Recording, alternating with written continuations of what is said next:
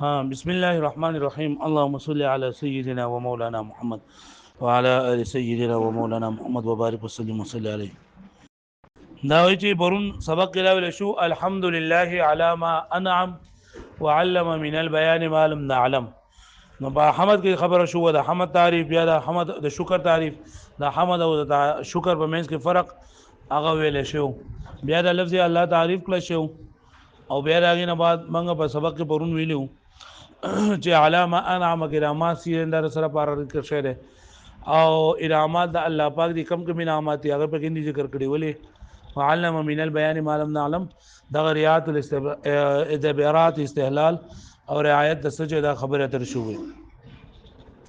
والصلاه والسلام على سيدنا محمد خير من نطق بالصواب وافضل من اوتي الحكمه وفصل الخطاب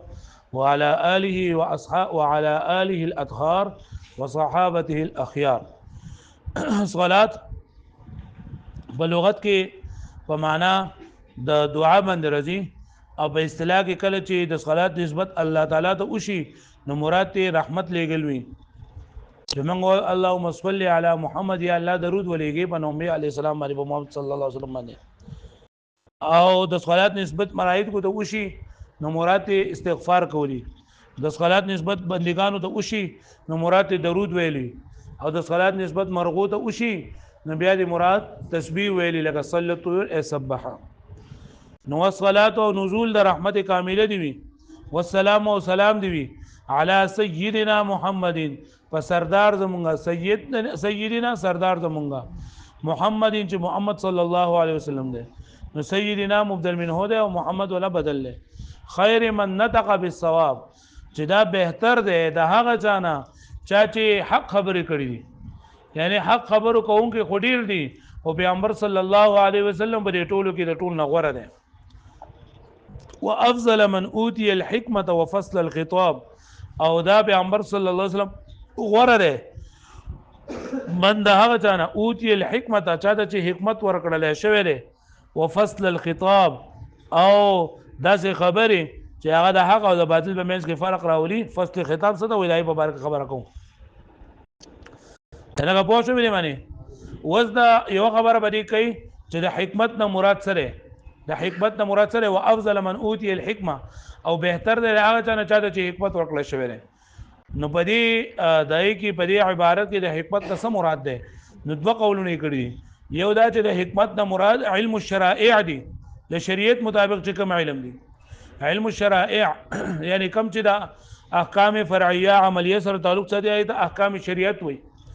احکام شرعیه ورته ځکه وایي چې د تعلق د عقل سره نه وي بلکې د شریعت سره مونستکه نو ته چې لکه دا موږ په دې ټیم کې کول جایز دی او ناجایز دی د عقل سره کار نه خو شریعت وایي چې دا جایز دی چې موږ وایو کوو چې وایي ناجایز نه کوم نو د حکمت نه مراد یا علم الشرائع دي یا د حکمت نه مراد کل کلام وافق الحق هر کلام چې هغه د حق سره موافق وي نو هغه حکمت ده هر خبره چې د حق سره موافق وي نو دا حکمت ده بل خبره کوي وافضل من اوتی الحکمه چې دلته اوتی راوړل اوتی چې ورکړل شوی دی هغه ته حکمت نو اصل خدای چې د فعل معروف او د فعل مجهول کې اصل دا دی چې فعل ذکر کړل شي د معروف سره فعل ذکر چې پس سره په معروف سره دلته کې فعل مجهول ولې ذکر کړل شوی دی یعنی مطلب دا دی چې اصل کې خدا ته چې د فعل نسبت فاعل له وشي کله چې د فعل نسبت مفعول ته کېږي نو داغي سوجي دلته کې په هغه وجو کې پروس کلتا سو په مختصمانی دغه کې ملي دوسر بلاغه کې څه کال ان شاء الله موای نو پای کې یو وجه دا ده چې دا فاعل کله ډیر زیات مشهور وي هغه کې تاسو ویلي چې کله فاعل نه سره یری ډیر زیات یا ډیر زیات کمزور وي خاصي رزيلي انسان وي چې کوم اوس مونږ نو هغه سوجو بیا براته نقصان راوځي او څه تکلیف براته راوځي نو نه نوم ناخلي نو دلته کې وای دا الله تعالی هغه ذات چې هغه حکمت ورکړل نو هغه مشهور دی دا غي د وجنه دلته کې د فعل نسبت مفعول ته وشو فعل مجهول ذکر کو وافضل او بهتر د منا اوتی الحکمت چاته حکمت ورکړل شي حکمت څه شی ده نو ما يتفقه هي علم الشرائع وكل كلام وافق العقل یو علم الشرائع د حکمت وي او دیم كل كلام وافق العقل هر کلام چې موافق وي د اکثره ندی ته حکمت وي یو وترکا فاعل ایتا یا مصنف پر قودل فاعل ایتا دغه مطلب دا چې په مجهول سره ذکر کړه اوتی الحکمه ذکر کړه اتل نه ولې لأن هذا الفعل لا يصلح الا لله دا فعل صلاحیت نه لري د دې ورکولو د حکمت مگر څوک صرف او صرف الله پوه شئ وفصل الخطاب او بهترین د خبرو طاقت ورکړل شوی وفصل الخطاب کې وفصل الخطاب کې دلته کې دا فصل نه ده فصل دا کله دا مصدر ده فصل مصدر ده او مصدر کله مبني للفاعل وي او کله مبني للمفعول وي یعنی مصدر کله په معنا د فاعل باندې وي او کله په معنا د مفعول باندې وي نو کدا مصدر په معنا د مفعول باندې شي نو بیا بشي الخطاب المفصول البين الذي بينه یعنی هغه خطاب هغه خبره چې هغه واضح کړل شي دا یعنی چاته چې هغه څوک چې په دې خبرې سره مخاطب کولېږي هغه د هغه مطلب بالکل واضح دی نو فصل الخطاب نه مراد هغه خبره چې هغه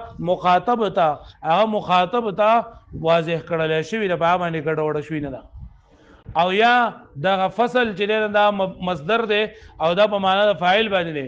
نو بیا باندې مطلب الخطاب الفاصل بین الحق والباطل یعنی هغه خطاب هغه خبره چې هغه د حق او د باطل په منځ کې فرق راوستون کی وي جداواله راوستون کی لکه پوه شئ وفصل الخطاب کې دا فصل نه ده دا مصدر دی او مصدر کله مبني للفاعل او کله مبني للمفعول وي چې مبني للمفعول وي نو بیا به سمانوي یعنی هغه خطاب چې هغه جدا کړل شوی دی الخطاب المفصوله یعنی هغه خطاب چې هغه جدا کړل شوی دی البين واضح وي دا البين معنی سره الذي يتبين هغه چې ممید لرا واضح ممید لرا من هغه څوک یخاطب به چې چاته به سره خطاب کولېږي ولا يلتبس عليه او ګډوډواله نه راځي په باندې یعنی خطاب فاصل څه ته وي الخطاب فصل الخطاب څه ته وي چې چاته دا خبره کولېږي ناغه ته دا خبره بالکل واضح وي په باندې ګډوډواله پای باندې نه راځي پوه شئ نو پیغمبر علیه الصلاۃ والسلام ته فصل الخطاب ورکړل شو او یا اویل خطاب الفاظ فصل به معنی کوي چې دا فصل مصدر دی په معنا د مفاعل معنی دی اویل خطاب الفاصل بین الحق والباطل هغه خطاب هغه احکامات چې د حق او د باطل په منځ کې فرق راوستون کړي لکه پوه شئ وعلى اله آل مبارک خبره کړی و آل مبارک خبره کړی و په دې کې ویلو څه ویلو پکې مونږه درې خبرې د په آل مبارک یو دا چې دا آل په اصل کې څنګه نو آل په اصل کې یا خو اهلون یا سو اولون اهلون دي نو ها خلاف القياس په همزه سره بدل شو اهلون دي جوړ شو ایمان قاعده دی نه اهلون شو او یا اهلون په اصل کې اهلون په اصل کې اولونو نقال بعد وجنا اهلون شو دیمه خبره مونږ کړی وا چې آل او په اهل کې فرق سره نو آل د اشراف د پر راځي آل د ذوی العقول د پر راځي آل د مذکر د پر راځي او آل عام دی مذکر مؤنث اشراف غیر اشراف او دا ذوی العقول غیر ذوی العقول ټول د پر راځي درېمه خبره مونږ کړی وا چې د آل نه مصداق څه شری نو یا خو د مراد بنو عبد المطلب دی یا د مراد بنو هاشم او بنو یا د مراد بنو هاشم دی یا د مراد بنو هاشم او بنو عبد المطلب دی او یا د مراد درېم نمبر چې دا عطرة الرسول پیغمبر صلی الله علیه وسلم خاندان یعنی هغه ازواج مطهرات او د هغه لوریان او د لوریانو زمون دات مراد دي او سلورم کل مؤمن تقی فهو آلی دات مراد دي صحیح ولا دغه درې خبرې په آل کې دي نو وعلى آل اصل اهل و اصل لري اهلون دي بدلیل اوهیلون په دلیل اوهیلون سره دلیل تصغیر اوهیلون نازي او په تصغیر سره یو څه خپل اصل دي خص استعماله خاص کله شوی استعمال لري فی الاشراف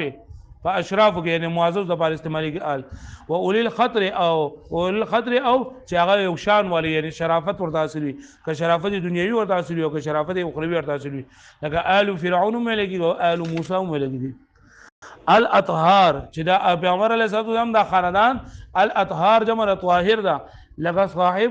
جمع دا لکه اصحاب جمع دا صاحب دا پاک چې پاک دي او صحابي ست ویلېږي چې پیغمبر صلی الله کله من تشرف بلقاء الرسول صلی الله علیه وسلم او برؤيته یعنی هر ایکس چې هغه پیغمبر علیه السلام ملاقات کړوي په حالت د ایمان کې او په حالت د ایمان کې د دنیا نه تله همي په یخه باندې راقد وزر دی یعنی په یخه باندې پیغمبر صلی الله علیه وسلم لیدلې وي ایمان پر راوړل د ایمان په حالت کې د دنیا نه تله وي وصحابته الاخيار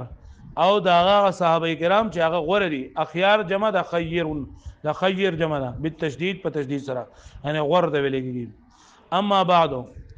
اما بعدو پدې اما بعدو کې خو یو دا خبره ده چیرې اما ترنده سي شری اما سي شری او ویم په بعدو کې خبره ده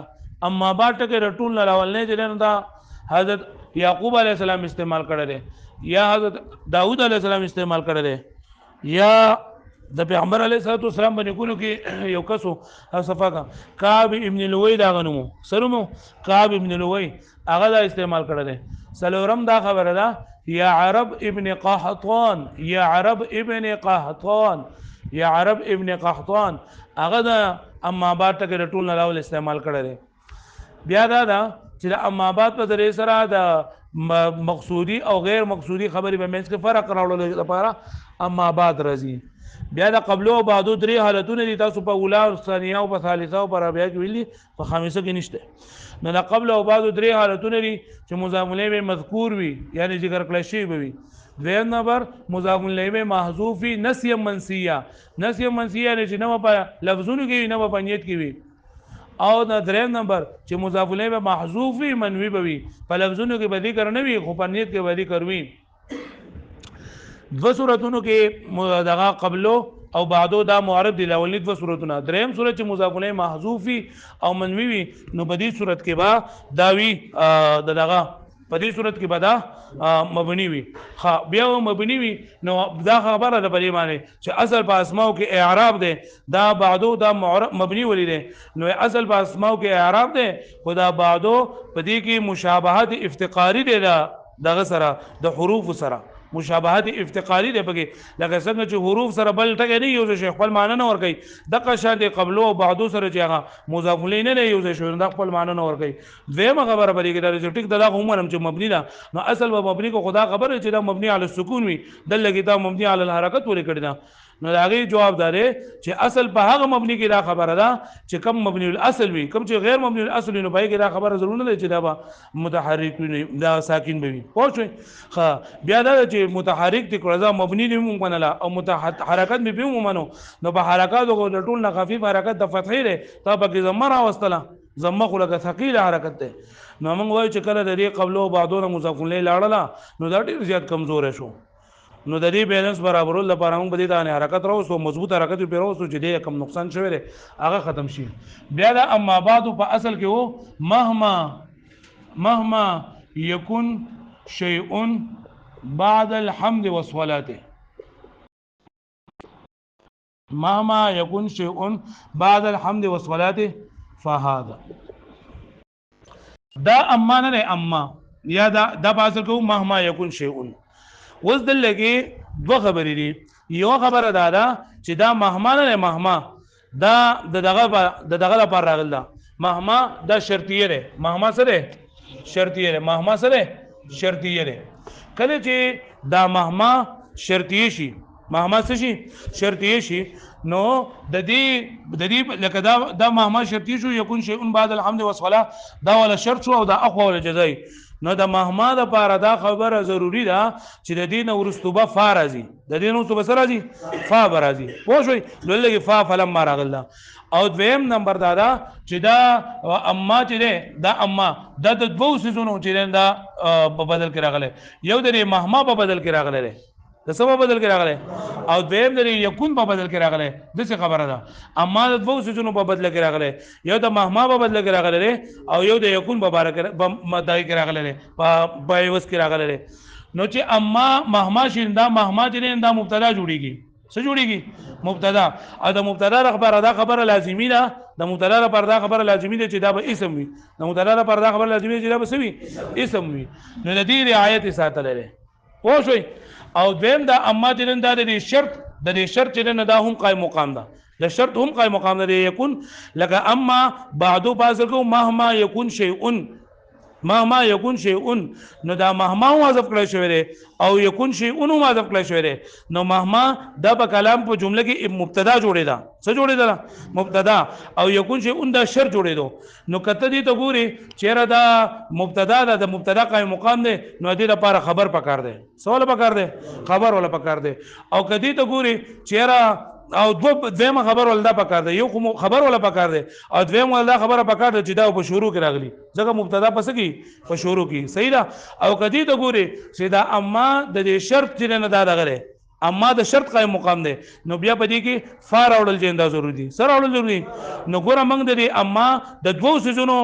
دغه د دوو سيزونو نائب نو د دوه خبرې خیال ساتل لري چې یو کو د مهما چې نه دا نائب دی نو د کلام په شروع کې اورل شوی او بل دا چې د اما د شرط قائم مقام دی نو ورستو فلما فار اورل شوی دی په جواب کې پوه شئ د خبر اوس په کتاب کو کوي وأما بعد هو من الظروف الزمانية المبنية المنقطعة عن الإضافة دا هو چې نو دا ظروف زمانیه ونه ده یعنی ظروف تصویری دی او بیا ظروف په وخت زمانه ظروف زمانیه ظروف مکانی نو دا بعدو به ظروف زمانی دي و دا هغه ظروف زمانی کم چې مبني وي په زمه باندې المنقطعه عن الاضافه چې دا منقطع وي د اضافتنا یعنی د قبل او بعدو درې حالتونه دي نو بلېږي درې هغه صورت کم چې منقطع وي د اضافتنا یعنی مضاف الیه محذوف منوي وي پوه شئ بیا وی ای بعد الحمد والصلاه والعامل یعنی په دې بعدول د اجر د په بعدول د عرفه چا ور کړی دا بعدول د عرفه چا ور کړی والعامل فيه او عامل په دې کې یعنی عمل کوونکې په دې کې عمل کوونکې په دې کې اما یا خو دا اما ده لنیابتها عن الفعل چې دا نائب واقع شوی د فعل نه غفل څه چره یکون شیء سره یکون والاصل باصل کې مهما يكون شيء بعد الحمد والصلاه مهما يكون شيء بعد الحمد والصلاه وس دا د اوس اقوا خبره کوي نو دا مهما يكون کوي چې په مهما يكون کې مهما ها هنا مبتدا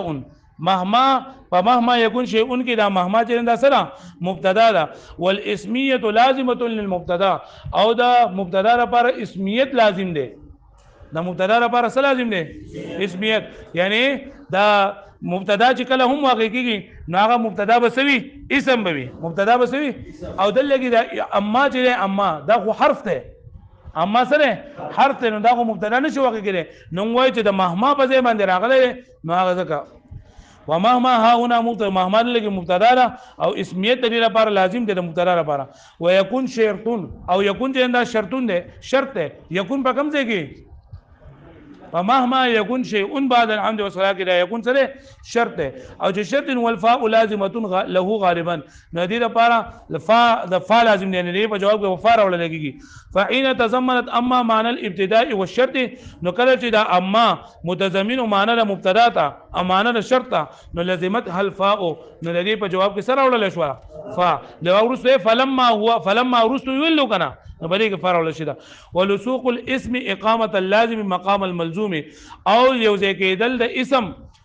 یوځای کېدل لسوق ولګي کې پیوس کېدل د اسم اقامه اللازم په زید قائم دي په مقام د ملزوم باندې و ابقاء لاثره في الجمله او د پاره د دې چې په جمله فی الجمله په دې کې د هغه اثر باقی شي د هغه اثر څه شي باقی شي نو ګوره په امابات کې یو کومه د بعدو خبر اوغله چې مبني ولید او مبني علی السکون با حلل حرکت ولید او مبني علی ضم ولدا خبر شو دیمه دا چې دا اما بعدو د اما د دوو سيزونو قائم مقام دی یو دا د امابات په اصل کې مهما يكون شيء بعد الحمد والصلاه نو بری کې اصل کې اعتراض بدایي چې یو خدا چې اما داتا مبتدا واقع کړله دا مبتدا لپاره اسم کېدل ضروری دي او اما اسم نه ده پوه شئ دویمه خبره ده چې اما ته اسم جوړ کو نو دې په خبر کې فان راځي تا په کې فاول راوړله په دې باندې پوه شئ ها اما دا یو حرف ته حرف په کلمې په شروع کې په جمله اسمي په شروع کې نه راځي مبتدا نه واقع کیږي او دویم کله مبتدا جوړ راغله نه دی په اخر کې بیا په جواب کې څه نه راځي فا نه راځي نو موږ چې رضواړه خبرې ما سي کړي ځکه دا اما د دوه سيزونو قائم مقام دی اما بعد فاصل کې سو مهما يكون شيء بعد الحمد والصلاه نو مهما حذف کړی شو دای په ځای باندې اما راغله نو مهما چې دا مبتدا جو اما هم څه شو مبتدا ځکه دا دای په ځای باندې راغله او دا اما د یکون په ځای باندې هم راغله نو یکون شرط او د شرط په جواب باندې فارازي جو منګه د اما بعد په جواب کې څه کفاره وړه په خبر باندې فازه کراوړه پوه شو دې باندې یاد بشي راته